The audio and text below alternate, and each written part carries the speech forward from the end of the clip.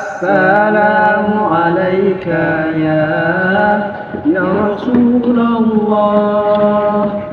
Assalamu alayka ya Nabi, ya Nabi Allah, ya Rasulullah. Assalamualaikum warahmatullahi wabarakatuh. Alhamdulillahi rabbil alamin. Wassalatu wassalamu ala asrafil anbiya'i wal mursalin wa ala alihi wa sahbihi wa sallim ajma'in. Amma ba'd. Bersyukur kita kepada Allah Subhanahu wa taala.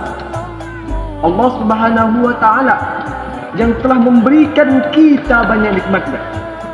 Dari nikmat kesehatan, kesempatan, keselamatan, dan nikmat yang paling besar ialah nikmat iman dan Islam. Selawat dan salam marilah sama-sama kita hadiahkan kepada ruh junjungan alam, Nabi besar Nabi Muhammad sallallahu alaihi wasallam. Marilah kita berselawat kepada beliau dengan melafazkan Allahumma salli ala Sayyidina Muhammad wa ala alihi Sayyidina Muhammad. Kali ini kita akan menceritakan kisah orang yang kita sayangi, kisah orang yang kita cintai, kisah orang yang kita rindukan, kisah orang yang kita harapkan syafaatnya di yaumil akhir kelak, yakni kisah Nabi besar Nabi Muhammad sallallahu alaihi wasallam. Sebelum kita memulai kisah tersebut, terlebih dahulu sebaiknya kami memperkenalkan diri kami terlebih dahulu. Perkenalkan, nama saya Tabahati Saraan dan rekan saya Niko Ardiansyah. Kami mahasiswa dari Institut Agama Islam Negeri Lok Sumawe, jurusan Ekonomi Syariah, Fakultas Ekonomi dan Bisnis Islam.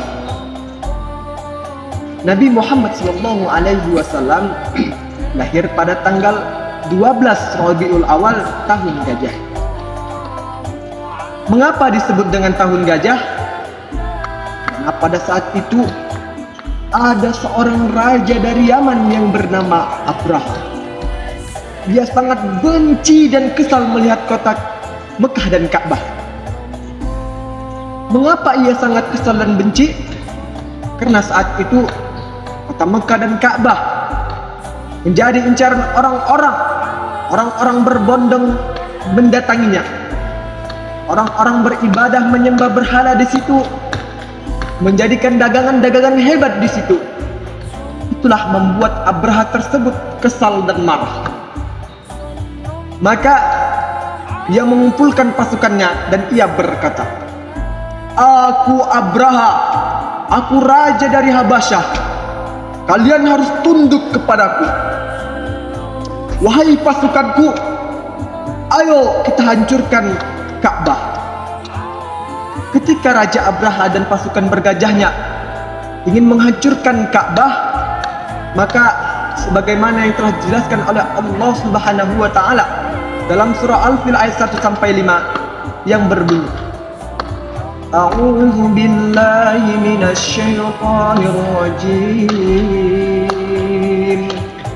Bismillahirrahmanirrahim. Alam tara kaifa fa'ala rabbuka bi ashabil fil? Alam yaj'al kaydahum fi tadlil? Wa arsala 'alayhim tayran ababil tarmihim bihijaratin min sijil faj'alahum ka'asfin ma'kul. Shadaqallahul azim. Ketika Abraha dan pasukannya ingin menghancurkan Ka'bah, maka Allah Subhanahu wa taala memerintahkan bala tentaranya, yakni burung ababil. Memerintahkan burung ababil tersebut membawa batu dari neraka. Yang nama batu tersebut ialah batu sijil. Maka ketika Abraha dan pasukannya berjalan ingin menghancurkan Ka'bah, maka burung tersebut datang dan menjatuhkan batu-batu kerikil tersebut ke arah Abraha dan pasukan bergajah tersebut. Maka seketika itu Raja Abraha dan pasukan bergajahnya mati seketika.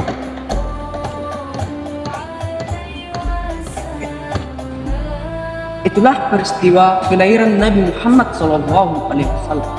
Kelahirannya membawa keajaiban yang luar biasa. Allah Subhanahu wa Ta'ala memerintahkan kepada seluruh malaikat untuk membuka pintu-pintu surga dan yang ada di bumi semuanya. Menjadi tenang, semua menjadi tentram, langit dan tentram, langit pun menjadi tenang. Tanaman tumbuh menjadi subur, angin bersepoi-sepoi, dan yang terjadi pada bayi tersebut keluar cahaya yang luar biasa menerangi seluruh kota. Maka itulah kelahiran bayi yang belum pernah ada namanya sebelum Muhammad sallallahu alaihi wasallam. Nabi Muhammad sallallahu alaihi wasallam lahir dalam keadaan yatim. Apa itu yatim? Yatim tidak memiliki ayah, karena pada saat Nabi Muhammad masih ada dalam kandungan, sang ayah Abdullah meninggal dunia. Dan pada saat itu Nabi Muhammad sallallahu alaihi wasallam lahir dan pada saat itu Nabi Muhammad sallallahu alaihi wasallam lahir. Kebiasaan penduduk pada saat itu ialah menyerahkan sang bayi untuk disusui oleh wanita yang tinggal di pedesaan.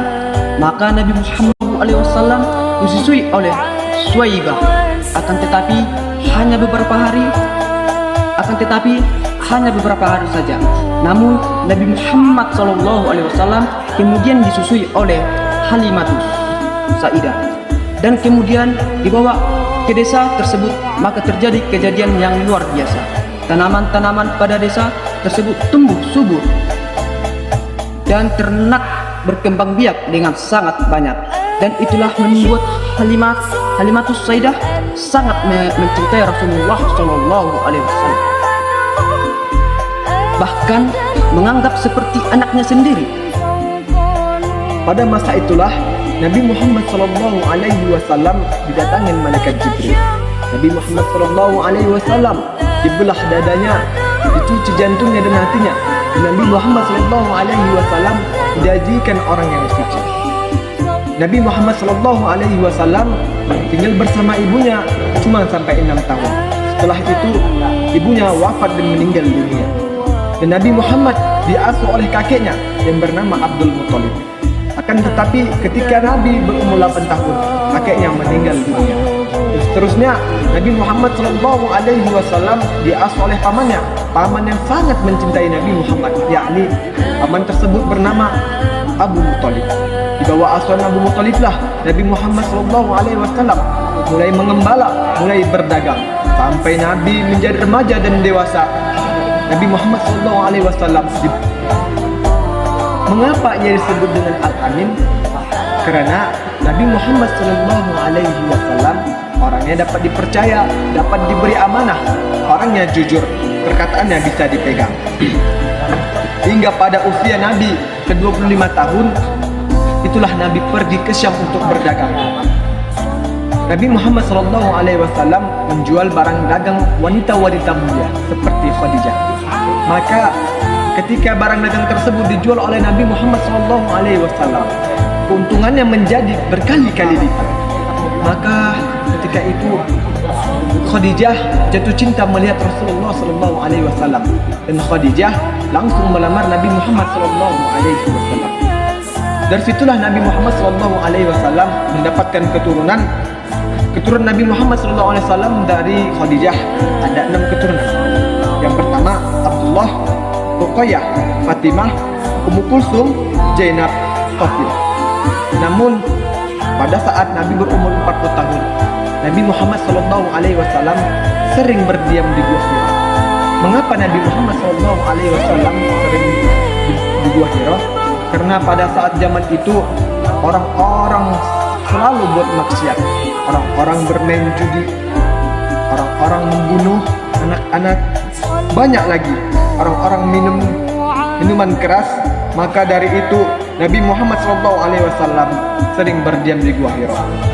Maka ketika Nabi Muhammad SAW berdiam di Gua Hira, dan suatu hari malaikat Jibril datang kepadanya. Nabi Muhammad didekap dari belakang dan disuruh membaca ayat Al-Alaq ayat 1 sampai 5 yang berbunyi, A'udzu billahi minasyaitonir rajim. Bismillahirrahmanirrahim. Iqra' bismi rabbikal ladzi khalaq. Khalaqal insana min 'alaq. Iqra' rabbukal akram. الذي علم بالقلم علم الإنسان ما لم يعلم صدق الله العظيم. Dari 5 ayat tersebut memerintahkan kepada Nabi untuk membaca, menganalisa suatu Islam, tentang Islam, dan memerintahkan kepada seluruh umatnya mengajarkan apa itu Islam. Sampailah seterusnya ayat Al-Quran turun secara berangsur-angsur sampai wafatnya Nabi Muhammad SAW pada umur 63 tahun. Namun sebelum Nabi Muhammad SAW wafat, Nabi berpesan kepada kita, wahai umatku, jikalau engkau ingin selamat, maka berpeganglah kepada 2 hal, yaitu Al-Quran dan hadis. Dapat kita tarik kesimpulan dari kisah dari atas. Semoga dengan kita mendengar kisah tentang Nabi Muhammad SAW, kita menjadi orang yang bertakwa kepada Allah Subhanahu wa Ta'ala. Mungkin ini saja yang dapat kami sampaikan. Saya Tabang Hati Saraan. Dan saya Niko Ardiansah. Meminta maaf jikalau ada kata-kata kami yang salah. Cuci tangan bersih-bersih. Cukup sekian dan terima kasih. Wallahul muwaffiq ila aqwamit thoriq. Wassalamualaikum warahmatullahi wabarakatuh.